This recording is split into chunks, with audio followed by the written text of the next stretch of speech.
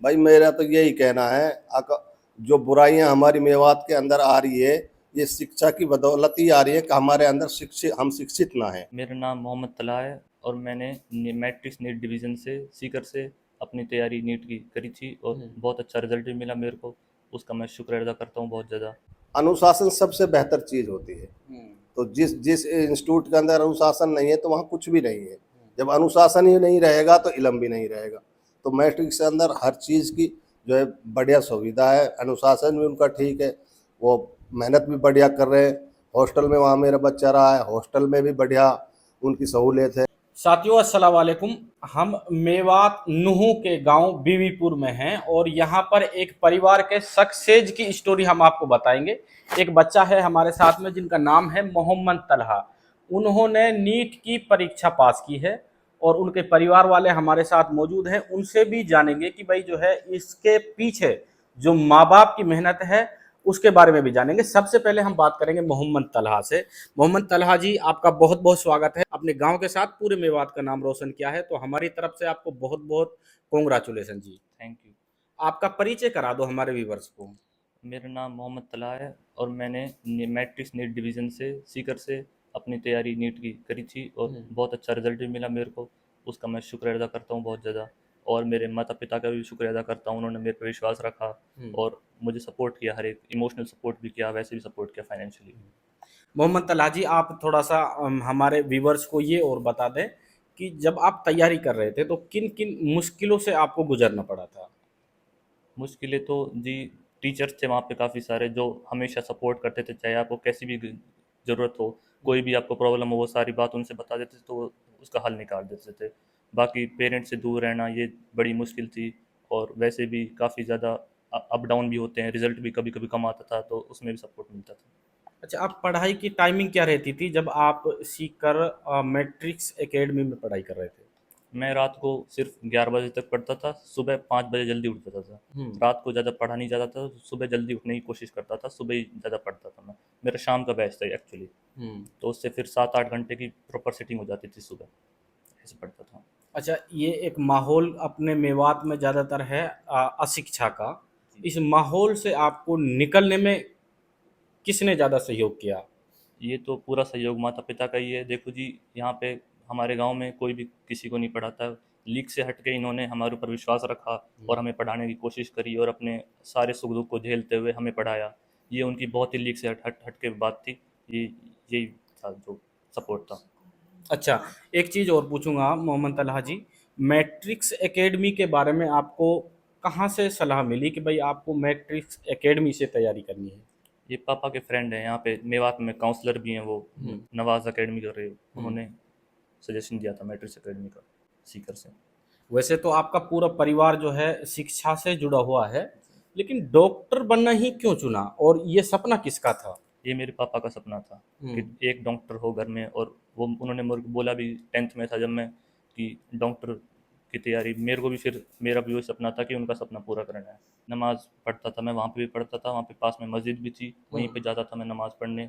और कुरान शरीफ भी मैंने यहाँ पे था तो उन्होंने हमें मस्जिद में भी इल्म दिया है अच्छा खासा, और नमाज़ पढ़ने की तालीम भी दी है। अच्छा, कुरान शरीफ भी आप पढ़े हैं। जी, बिल्कुल पढ़ा हूँ। यहीं पे था मैं, उर्दू की किताबें भी पढ़ी हैं काफ़ी सारी और कुरान शरीफ भी 2-3 बार पढ़ा है। अच्छा, जो और लोग नीट की तैयारी कर रहे हैं, जो स्टूडेंट्स हैं, तो आप क्या कहेंगे, मैट्रिक्स सीखकर बेहतर है। जी, बहुत बेहतर है। क्या फैकल्टी हैं वहाँ पर, क्या सुविधाएं हैं औरों से अलग।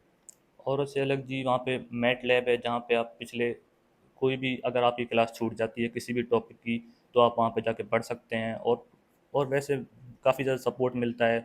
और उनकी जो प्लानिंग होती है डीटीएस वगैरह की, वो भी बहुत अच्छे से बनाते हैं, तो काफ़ी ज़्यादा अच्छा लगता है। देखिए, ये इंटेलिजेंट बच्चे हैं और हम हर उस बच्चे के पास पहुंचने का प्रयास कर रहे हैं जो जिन्होंने नीट क्लियर किया है। वैसे ये जो नीट था, अब के पेपर लीक हुआ था तो री नीट परीक्षा हुई थी, उसमें नाम है मोहम्मद तलहा का। उनके पिताजी हैं हाजी जी, जो 2 बार हज करके आ चुके हैं। बहुत शानदार उन्होंने मकान बनाया हुआ है। और मैं आपको बता दूं, अपने बच्चों को इल्म और शिक्षा दोनों से जोड़ के रखा है। पूरा परिवार जो है शिक्षित है, देख के नजर भी आ रहा है। हाजी जी, आपका बहुत स्वागत है। पूरा मेवात आपको देख रहा है, सुन रहा है। जी, आप क्या कहेंगे। आपने तो पूरा माहौल ही बदल रखा है घर का, और शिक्षा से सारे परिवार को जोड़ के रखा है जी। वही ये मेरे दादाजी का सपना था। हम्म। उसने मेरे को पढ़ाया जहाँ तक मैं पढ़ सका। मैंने उस वक्त में तकरीबन 84 में मैंने 12th की थी। हम्म। तो नसीब में नहीं था, नौकरी नहीं मिली तो ये तो कोई बात नहीं है, लेकिन इल्म तो मिला। हम्म। तो उस इल्म का मैं अपने दादाजी के सपने को पूरा नहीं कर पाया, तो मैंने ही अपने दिल में एक वो तमन्ना रखी, अगर जो मैं नहीं कर पाया मैं उसको अपने दादाजी की तमन्ना को अपनी औलाद से पूरा कराऊंगा। अच्छा हाजी जी, कितने बच्चे हैं, थोड़ा डिटेल में बताएं। मेरे 5 बच्चे हैं जी। क्या क्या कर रहे हैं सब? बड़ी बेटी वो मेरी शादीशुदा है, वो उसको मैंने ऑप्टोमेट्रिक की डिग्री कराई है, आंखों की डॉक्टर है। उससे छोटा मेरा बड़ा बेटा है, उसने सिविल इंजीनियर से बीटेक किया हुआ है, वो एमबीए कर रहे हैं अब जामिया से। उससे छोटा उसने वो बीएससी की है जी, बीएससी प्रोग्राम। अब एमएससी के लिए वो कर्नाटक में है, एनआईटी कर्नाटक सूरतकल। उससे छोटा ये है जिसने नीट क्लियर की है, मोहम्मद तला। उससे छोटा वाला ये है मोहम्मद आसिम, इसने 12th की है जामिया से। अच्छा। हाँ, इसकी लॉ करने की तमन्ना है, इसको लॉ में एडमिशन दिलवाना। अच्छा, आपका कारोबार क्या है? बहुत शानदार कोठी आपने बना रखी है जी। देखो जी, कोठी की बात तो ऐसी है, हम जमींदार आदमी हैं जी। और हमारी जो ये रोड निकला है हमारे दिल्ली बड़ौदा हाईवे, इसमें हमारी ज़मीन भी गई है। उसके पैसों से हमने ये मकान बनवा दिए मालिक ने हम पे। तो भाई पुरानी हवेली है जी। बाप दादाओं की, उसी में रहते थे। तो इसको जब मुआवजा वगैरह मिला तो ये मालिक ने बनवा दिया, क्योंकि बच्चों के लिए थोड़ा सा बैठने उठने का भी तो हो। अच्छा हाजी जी, मेवात में शिक्षा की बहुत कमी है और लोग शिक्षा की तरफ ज़्यादा ध्यान नहीं दे रहे हैं, तो उन लोगों को आप क्या कहेंगे, क्या मैसेज देना चाहोगे कि भाई जो और लोग भी शिक्षा से जुड़ सकें?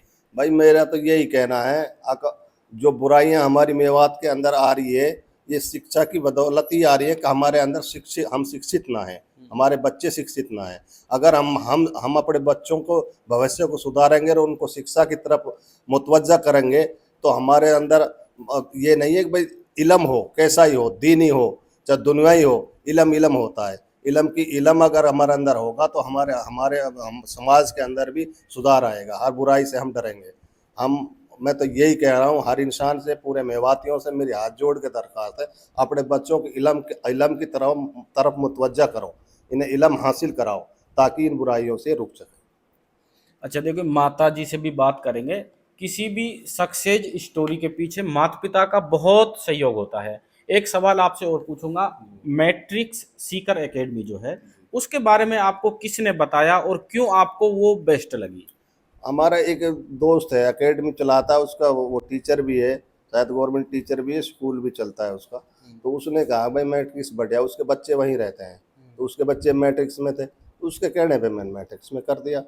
तो बेहतर रिजल्ट मिला, बढ़िया सुविधा मिली, बढ़िया हमारे बच्चे को एजुकेशन मिली, वहाँ से हमारा बच्चा कामयाब हो गया। तो मैं तो यही कहूँगा, अब जो और इंस्टीट्यूट है, अनुशासन सबसे बेहतर चीज़ होती है। तो जिस जिस इंस्टीट्यूट के अंदर अनुशासन नहीं है तो वहाँ कुछ भी नहीं है। जब अनुशासन ही नहीं रहेगा तो इल्म भी नहीं रहेगा। तो मैट्रिक्स के अंदर हर चीज़ की जो है बढ़िया सुविधा है, अनुशासन भी उनका ठीक है, वो मेहनत भी बढ़िया कर रहे हैं। हॉस्टल में वहाँ मेरा बच्चा रहा है, हॉस्टल में भी बढ़िया उनकी सहूलियत है। तो मैं तो यही कहूँगा कोई हर आदमी अपनी बच्चे के लिए बढ़िया से बढ़िया इंस्टीट्यूट यूज करे, जो जिसमें सबसे ज़्यादा मैट्रिक्स मुझे बढ़िया लगता है। आपके बेटे ने जो है एक ऐसी परीक्षा पास की जो बहुत आसान नहीं है, आपको कैसा लग रहा है और आपके रिश्तेदार वगैरह क्या कहते हैं जी?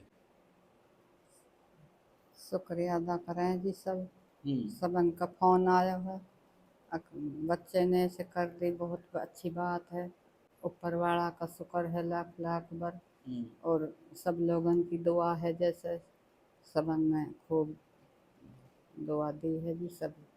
अच्छा माता जी, अभी आपके बेटे से बात हो रही थी जब ऑफ कैमरा पे थे, तो वो कह रहा था कि मेरी इस सक्सेस स्टोरी के पीछे मेरी माँ की बड़ी कुर्बानी रही है। सुबह 4 बजे उठकर जो है हमें तैयार करना, नमाज भी पढ़ना है, घर के और काम भी देखने हैं। तो अब कैसा लग रहा है ये सब ढोर चीज़? डांगर ने भी संगवा में जी हम कोई वतना हम जमींदार लोग है हम्म, और 4-5 बच्चे इनके बहुत कपड़े धोए हम्म। तैयार व्यार करे अकेले जैसे तो घनी वही मेहनत उनके पीछे भागते रहे। हमने आपको इस परिवार की जो सक्सेस की स्टोरी है वो बताई है। इससे आपको भी कुछ सीखना चाहिए और शिक्षा की ओर जाना चाहिए। आपको इस वीडियो को और लोगों तक शेयर करनी चाहिए ताकि और लोग जान सकें और आप शिक्षा की ओर बढ़ें। आपका हमारे साथ जुड़ने के लिए बहुत बहुत शुक्रिया, धन्यवाद।